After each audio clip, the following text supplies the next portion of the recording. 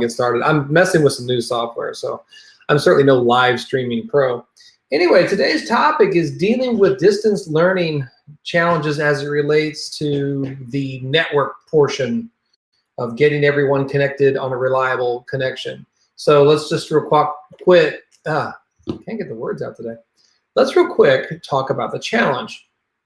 So you have a home network that's been fine for everyday casual use, but now that you've got a home worker and maybe a home student and more than one home student all trying to pull down the streaming data all day long, and because I know like I've got a distance learner at home, and she wrestles with they do Zoom conferences, and they're on video just like all day long. And because she's on Wi-Fi, that puts her a little bit at risk because Wi-Fi is not perfect. Wi-Fi comes with the challenges of competing priorities. So you've got, for instance, other things that use the Wi-Fi, like other adults in the house that are running mobile phones to check content or stream content. All of my televisions are streaming content. I don't have traditional coaxial cable. I just have streaming content over the internet. So all these things are competing. And so just to kind of let you in a little bit more on the challenge for me, I have recently got into a new house about 8 months ago, and I haven't done any wiring. So all we have is just this one box. I don't have a good example of one, but just this one physical router switch box that's powering the whole house. It's not in the best location. And so I've had to kind of work with that challenge, and I haven't run wire yet because of the construction of the house. It's just not been that easy, and I haven't undertaken that yet. But what I wanted to do was talk about what you can do to make that easier for you. So I talked about the challenge, and running everything off of one Wi-Fi antenna, especially when it's just a consumer grade built into the router that the cable company or that AT&T gives you, is not always going to be the best solution. And what I wanted to do was talk about two things. One was planning your approach, and the other one is the mediums. And I think that's where it's going to be really a little more fun for those of you who came here for answers, is the what physically can I get as the household IT person to make things easier for my users. You almost have to think of yourself as a corporate IT director, except you're just doing it for your house. And there's a few different things. Obviously Wi-Fi is the easiest, but you need to improve upon it, if you want to get past the challenges that you're undergoing right now. And then there's Powerline adapters, there's coaxial Ethernet adapters, and then ultimately the best solution is running the category 5, 6, or 6A copper twisted pair cable to the location, because a hard connection is always the best connection, especially when it comes to streaming content or high volume content. So first, let's talk about planning, because I know that's the boring part. We want to get right into the stuff. I always want to get into the stuff too, right? But let's talk a little bit about planning, and here's why. Because it's not my first rodeo. And I can tell you from past experience that if you don't do a little bit of the planning up front, later on you're going to find yourself redoing stuff, or even worse, because you don't want to redo stuff, you end up kind of trying to work around a half-baked solution. So in particular, what I'm talking about is deciding what's going to be the central point in your home for in the business world, we call it the MDF, the main distribution frame, or sometimes referred to as the server room, even though there may not be servers in there. Anyway, so what is going to be the central point?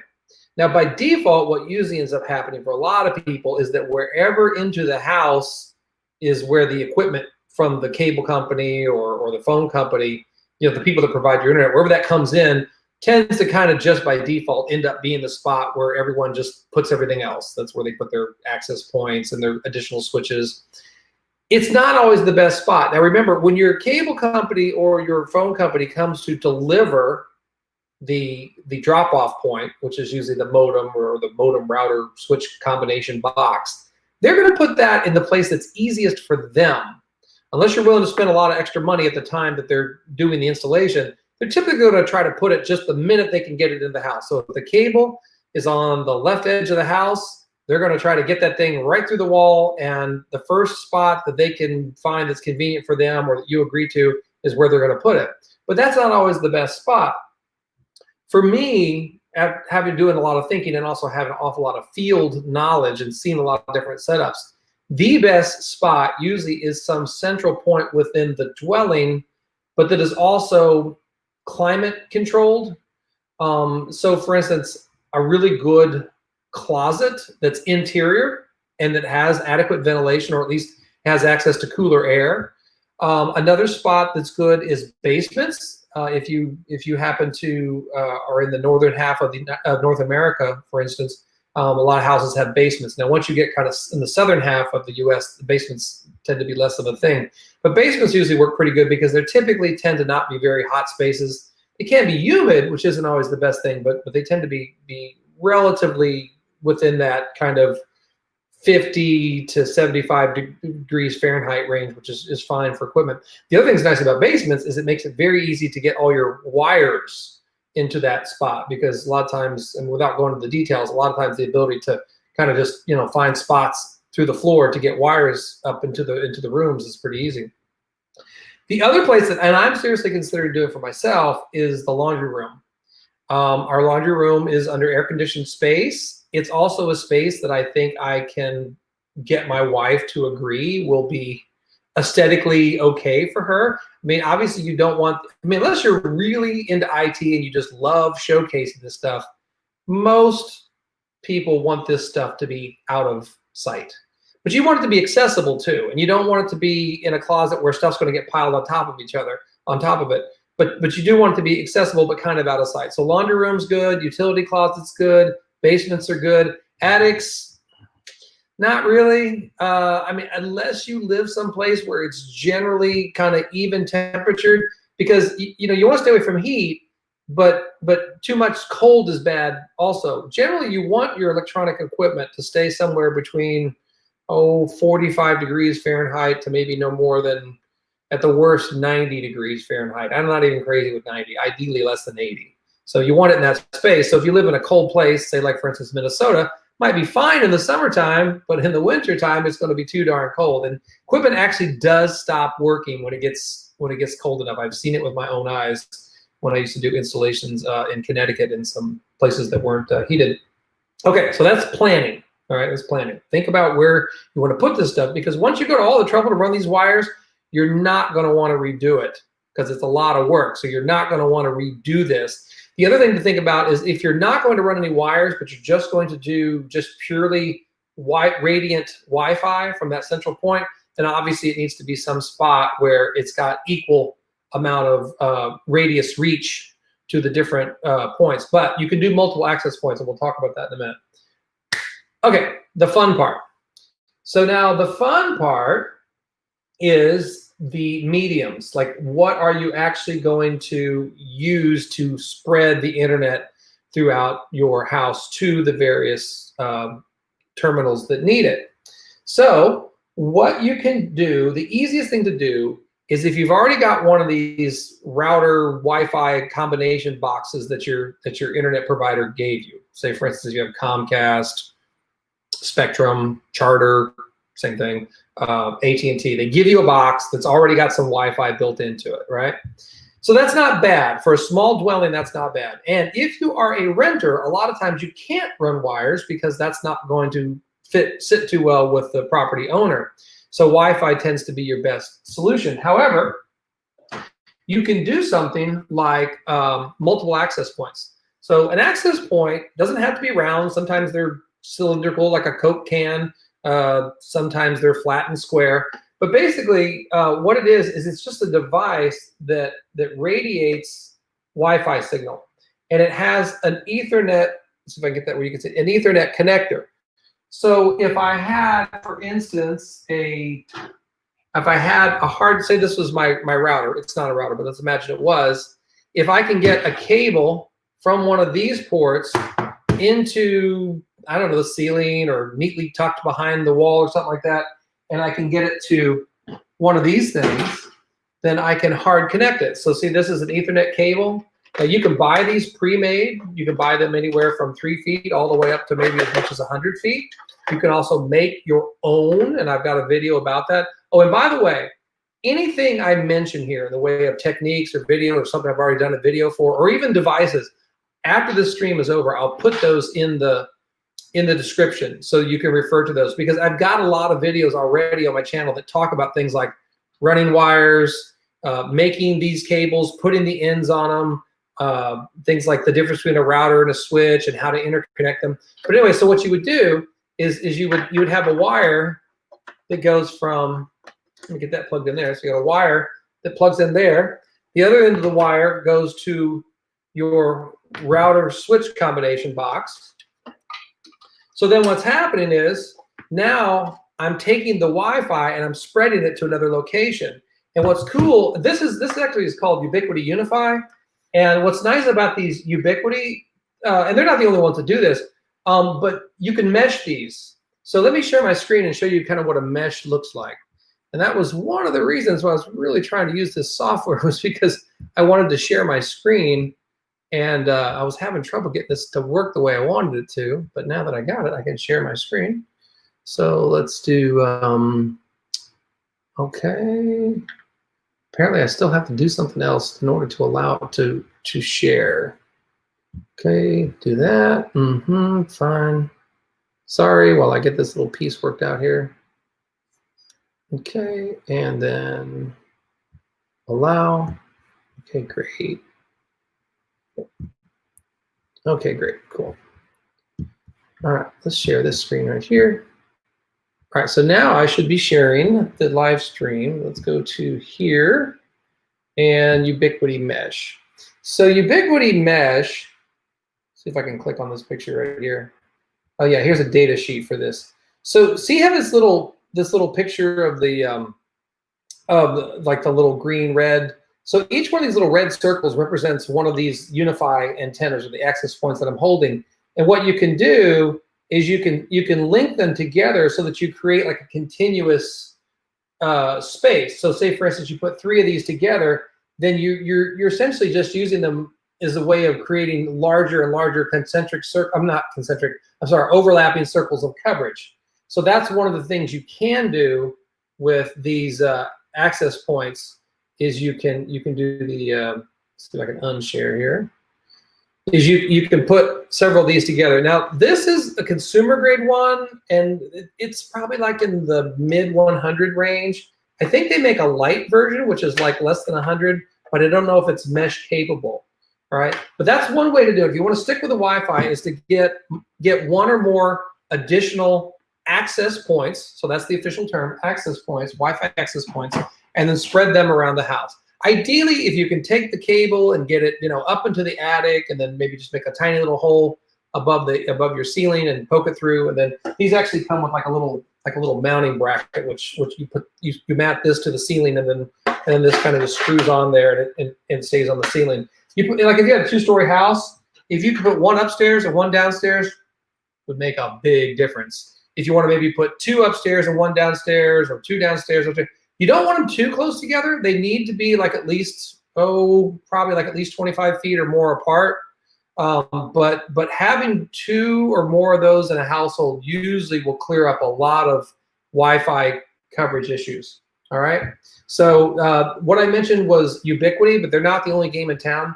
And listen, when I talk about a product in particular, I usually am not married to a product. I mean, if I'm specifically being compensated by a company to mention their product, I will tell you, this company is paying me, or this company is sponsoring me to do this. Everything I'm showing you today has nothing to do with that. Now, the links I put in my description, those are Amazon affiliate links, just truth in advertising. But you're not going to pay any more one way or the other, whether you use my link or not. The other thing I recommend is use Google Shopping. So take the model number that I recommend, just run it on Google Shopping and see where the best place to get something. All right, next one is Powerline adapters. Now this is one of my favorites because it's highly versatile, very easy to install, and I've used them, actually I'm probably going on 4 years now I've used them, and I've been very happy with them. Let me share my screen again, because we're going to go back to the browser. All right, let's see. So this was the one I used right here, Zyzel, I guess is how you say it. And this one actually, is this the one Ethernet port? This is, yes. So you see that right there? You see how it's got an Ethernet port, but it's also like a power plug? Okay, so it's got the North American. Now they make these for European also. So if you're in EMEA, you can get these for the EMEA plugs also. But what ends up happening, let's see if they got a diagram. Not really a good diagram. Let me explain then what happens. You buy these in pairs. You get 2 of them, and you put one in the wall plug, like the electric wall plug, your 110 or 120 volt outlet in North America. And then what you do is you plug a cable into that Ethernet port on the bottom there. And then from there, that Ethernet cable goes into your router. So whatever box that the cable company gave you, the cable goes into one of the switch ports on the router. Then you take the other plug, because remember I said they're sold in pairs. You take the other plug and you go and you put it near wherever you need to extend your internet. So say, for instance, you've got a home learner who's on the far edge of the house, who's having a real tough time with internet connectivity and streaming. You would put the other plug right next to their computer, plug it into the wall, and then you would, again, take a cable, come out of the Ethernet port, and go into their computer. Now, the next thing I can hear you say is, well, wait a minute, the computer that my child or distance learner or home worker or whatever is using doesn't have a network port. Well, I thought of that.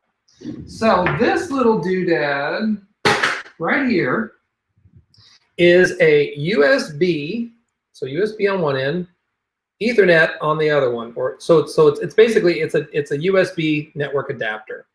So if the computer you're trying to connect with a hardwire, either by using the Powerline adapters I just showed you, or even if you're just running the cable directly to it, if you don't have this, you can get these. These are super cheap. I've seen these as cheap as like $12, $14. I think this one right here is a TrendNet. I think this is like maybe like a $15, $20 model. So they're pretty cheap, but basically it just gives you that Ethernet connector, because a lot of computers today sold do not come with the hard Ethernet port in them anymore. Everything prior to, say, maybe 2012, 14, something like that, generally did.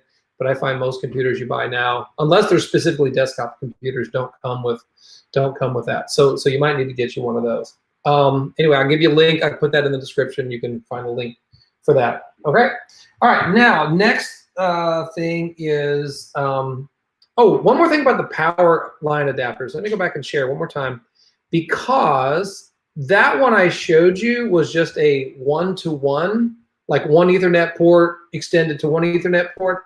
However, they make these with multiple, like say for instance, like here's one. Actually, the reason this one's kind of nice is because it's got a pass-through, but it's actually got 2. So you can actually do 2 connectors. And I've even seen where they've got like 3 connectors. The other thing you can do, here's a good diagram. There's a good diagram right there. Yeah, see, you're plugging it into one wall, plugging in the router. Like see down here, here's your router down here on the bottom, and then you're plugging it into the wall. And I guess I've only used these as pairs, but I think you can use multiple ones. At least that's what this seems to be indicating here, is that you can use multiple ones, like put like 4 of them together, I guess. So, but there's any combination. Oh, and then here's even what else I want to tell you. Then they make them with Wi-Fi. So basically, where one end is going to have the connector that goes to the router, and then you can use it as a way of extending Wi-Fi. And see how inexpensive they are? With it $40, $42. All right. So if you can't run the physical wires, these little Powerline adapters are a nice alternative. All right. And any brand, again, just any brand I've showed you here, I'm not getting paid by any of these guys. I don't have any economic investment in recommending one over the other. I'm basically sharing the idea. What brand you decide to get is up to you. All right, so now let's go to look at our next thing. I'm trying to unshare. Okay, So let's see. Our next thing is coax adapters. Now this was something I didn't know even existed until just recently. And so coax adapters. So think about the way that the cable television is delivered to your home. Comes on this kind of a cable, coax cable, right? The little nut on one end, and it's got the little sticky needle thing in the middle. They call that coax cable. Well, apparently Action Tech is a company. I think there's others, but Action Tech's the one that keeps coming up the most when I search for it. They make adapters kind of like the Powerline adapters. Let's try to share my screen again here. Let's see. Let's look at. There's got some videos on them. Let's see. Let's take a look at this one here. This was on eBay. Yeah, these are not too expensive. And I think you're going to need to buy a pair. So if you buy one of these, look to see if you get a pair. Because so what it's doing, I wanted to see if I could get a good picture of it. What you're basically doing is you're just using the existing coaxial cable in your house as a way of moving Ethernet. So do you see how like there's got the little screw-on coaxial connectors on one side on the left there, and then it's also, but then on the right side it's got the Ethernet. So same idea. Now for me, this might actually work out pretty good because I have a fairly decent sized house, and it's going to be really tough for me to run the copper Cat 5 or Cat 6 cable to the places I need. So I may up employing some of these because it might make my life a lot easier. And then what you can do too is, even though it only has one Ethernet connector on the right hand side there, you could always put a switch. You can always put a switch there. I actually made a video about switches and how they work and how they expand connections, and I'll leave a link for that in the description. But the switches are something you could use to take one port and multiply it into like 3 or 4 ports, or 6 or 8, and that would give you a lot of flexibility and possibilities there. All right, so the last, now I don't know, I didn't mention at the beginning, but I've kind of been talking through these ideas in terms of easiest to hardest. You know, the easiest is just to add more Wi-Fi. A little bit harder than that is to do Powerline adapters and then the coax adapters. But lastly, the hardest, but ultimately what I think really is the best, is running the physical cables to each location. So let me stop sharing because I want to show you this. All right, so now I think a lot of you are familiar with my channel, or are very familiar with this medium, because I've done an awful lot of videos on it. I've done an awful lot of talking about you know, how to connect it, and so what it is it's 8 copper wires inside this, what they call a jacket, which is ultimately forms a cable, and then it connects to the little Ethernet connectors on the end. And you can make these yourself. And ideally, if you can run this wire inside the wall and up into the attic or down through the basement back to the router or your main switch or wherever your central MDF point is going to be, this gives you those hardwired connections directly from the router or the router switch to the endpoint, and ultimately are probably the most reliable. So of all the things that I've mentioned to this point, the Wi-Fi, the Powerline adapters, the coax adapters, ultimately running a Cat 6 or a Cat 6A cable is going to be the most difficult. May or may not be the most expensive, but it's going to be the most reliable. So it's going to be the thing that's going to give you, think of it almost as an investment. Now, obviously, if you're a renter, it's not an option for you, you know, but if you are a homeowner, doing it and doing it right is an investment in your home. Ultimately, what you end up with is a wall outlet with a little Ethernet port on it. And I fully intend to do that in my house at some point. I'm just still kind of thinking through exactly how I intend to do that. Anyway, so that is, I do have several videos on that, and I'll put those in the description so you can see those. Let's go take a look at the chat and see if anybody's got anything going on in chat, questions or topics. All right. let's see. All right, so I tell you what, to make life a little bit easier, what I could do, wish there was a way I could kind of, let's see if I can share the chat and also share me at the same time. Let's do this and share. Sorry, I'm trying to share here. Let's see, can I share an application window? Let's share the chat. Okay, I'm gonna share the chat. Also going to see if I can share me at the same time. Okay, there I am. All right, so do we have anything going on in the chat? Oh, let's say hi to everybody. All right, so data sharing in the home, small server using RJ45. I actually do have a video which talks about how to run wires in your home. Well, actually, I take that back. It's about how to run wires in a small business. The concepts are generally the same. The only big difference is that commercial ceilings tend to be a little bit different than residential ceilings. But the idea of getting the wire down the wall is probably one of the bigger ideas that needs to be covered. And I do have a video for that, which I'll put. Hopefully, I did turn on the DVD on the live stream. I hope I did. Because that's what turns this into a video after I'm done streaming it here. So, but anyway, my point is that I want to put those videos in there for you, so you know, because you watch this stuff, you're like, okay, that's great, Steve, but how do I do it? Go to the description, you find a little more breakout there. So, all right, another question is one switch for floor or just a bigger switch in the basement. So this is an interesting idea, is that, you know, what do you make your, in the business we call it switch fabric. What do you make your switching fabric look like? So the question being posed here by Marco is, you know, do I just put one really big switch in the basement and then just run everything to the endpoints from there? Or do I maybe break it up a little bit? Personally, I would probably break it up a little bit.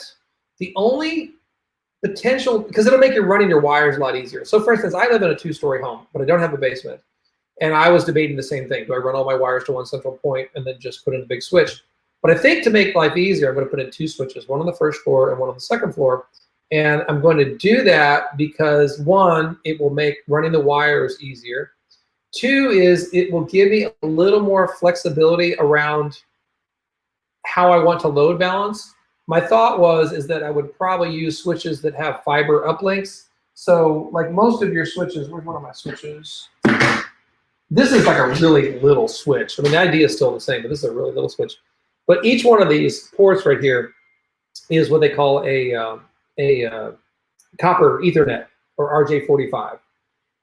So those can run anywhere in terms of speed, can be 100 megabits. They used to have 10. Nobody uses 10 anymore, but they could be 100 megabits. They could be gig. And if you really want to spend a lot of money, you can even get 10 gig Ethernet ports. I personally don't think it's worth spending the extra money this time to go with 10 gig. Just don't. Unless you're running a SAN storage network in your home, I don't think it's worth it. Anyway, but in order to connect this switch back to another router or switch, I would want to use a fiber port, a fiber optical port. So they make switches that come with these copper ports, but then also have one bay that's usually either empty or already populated with a fiber connector. And the fiber connector tends to move things at much higher speeds. And so I would use that. So I might probably put a switch on each floor and then use fiber as a connector between the two. So, all right. Any other questions? So what do I got going on for viewers here? Let's see who's watching. Let's see if anybody's watching my video. I've got some playbacks going on. Looks like I got about 5 concurrent. That's not bad considering that I just kind of spun this up. The reason I didn't pre-announce this is because I'm still getting used to the software, and I'm not comfortable with it, and I didn't want to. I had actually tried a few days ago to start one, and I went in, run the software, and I couldn't get it running, and you know, that was a mess. I said, well, let's just do a soft launch and see how it goes, and then what I'd like to do is get into kind of a rhythm of maybe trying to do these one every Friday, Saturday. I haven't decided which. But these topics I find are very pertinent now. The reason I know is because the traffic levels, especially when school started, went way up. They went up a little bit when COVID started because all of a sudden people were at home and they're having to figure out how to connect things that, you know, maybe people didn't used to work from home before. But then when school started, I saw a big bump in traffic and questions, and I realized there's a lot of people out there that are wrestling with this idea of how do I get my home more, how do I make the internet distribution in my home more robust? That was the phrase I was looking for. How do I make it more robust? How do I make it so that when I've got 3 or 4 people all trying to stream content at the same time, so that they're not, you know, when you just have one little access point or just one Wi-Fi router trying to pump out all that content simultaneously, they just weren't designed for that. They were designed for just casual use. Somebody may be watching a stream, somebody checking emails, somebody maybe doing a little bit of web surfing. They weren't really designed to have 4 endpoints all streaming and upload streaming content all at the same time. And that's where we're running into these problems that we didn't used to have before. And ultimately, the answer to it is a hardwired connection for every endpoint. However, that's not always practical. There can be reasons why running a wire doesn't make sense, either because you're a renter, because it's just physically too hard, or because you don't know how, or because you don't want to. I'm right there. I'm all about sometimes just, hey, you know what? I don't want to do that. I want to find an easier way. You know, the easiest way obviously is Wi-Fi. And if you get a good Wi-Fi plan in place, which a mesh, more than one in Wi-Fi access point, you know, these little plate thingies. If you put 2 or 3 of these in a home, and if you set them up correctly, you should have ample coverage and speed for everybody in your home. All right. Well, let's see. Any other questions? Otherwise, I think I'm kind of reached the end of my spiel about this. So I'm going to wrap this up, and then hopefully I recorded it. I thought I did. And publish it and make it available for everybody to get some benefit. And then feel free to post the comments and the questions after this has been published, and I'll deal with those. And then we'll look at some topics for next time. And just, I guess, just being extra redundant here, all the things I talked about in here, if I have a video that addresses them, I'll list them in the description. The products that I showed, whereas I'm not trying to push any one in particular, I'll list links to those, so that you can find a way to, you know, to know exactly what I'm talking about it, and then you can do your own comparison shopping. All right. All right. Well, thanks for listening. Thanks for watching. I'm going to try to end this stream, and we'll see you next time.